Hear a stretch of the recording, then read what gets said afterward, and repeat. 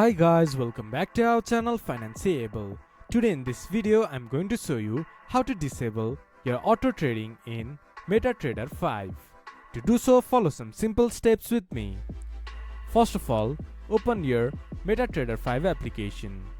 Then make sure that you are logged into your account. Then this type of interface will appear in your screen.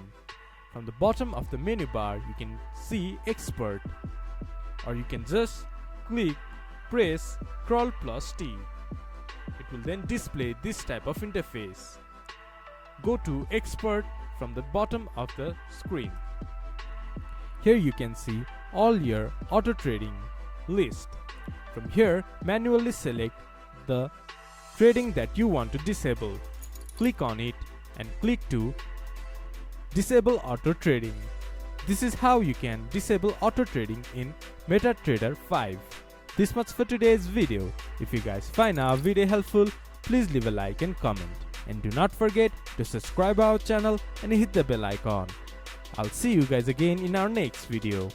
Thank you for watching.